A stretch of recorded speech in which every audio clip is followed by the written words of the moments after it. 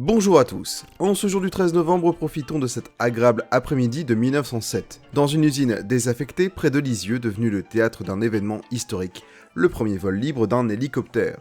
Son créateur, Paul Cornu, autodidacte et savant bricoleur, est sur le point de marquer l'histoire de l'aviation.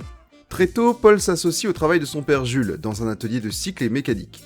Il se livre à toutes sortes d'inventions, de la régulation de température d'une couveuse à une voiturette révolutionnaire en 1904 commandée par de nombreux curieux mais jamais commercialisée, car les Cornus ne sont pas des hommes d'affaires, ce sont des créateurs passionnés. En 1905, Paul se tourne vers l'aviation naissante, surtout quand il apprend l'existence du prix Dutch Arcdicon qui offre la coquette somme de 50 000 francs à la première personne faisant 1 km sur circuit fermé. Sa vision est pourtant différente des autres passionnés. Sa machine ne se base pas sur des ailes traditionnelles, mais sur des rotors capables de le sustenter à la verticale, un hélicoptère. En 1906, une démonstration publique à Lisieux séduit les notables locaux qui financent la construction grandeur nature de la machine.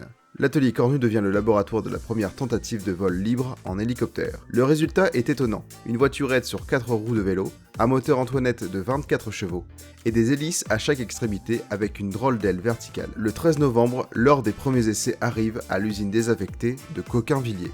Le moteur démarre, la machine s'élève, pendant une vingtaine de secondes à 1,5 m du sol, l'objet volant, la première tentative réussie d'hélicoptère. Pour Paul Cornu, c'est l'heure de gloire, mais la suite est moins triomphale. Il se fait souffler le premier kilomètre en circuit fermé par Farman, et son nouvel hélicoptère ne convainc pas les investisseurs, le moteur de l'époque, manquant de puissance. Dégoûté, Paul abandonne ses travaux. Il meurt le 6 juin 1944, sous les bombardements alliés. Cependant, comme Adair, il a su essuyer les plâtres de créations qui, encore aujourd'hui, nous font parcourir les cieux.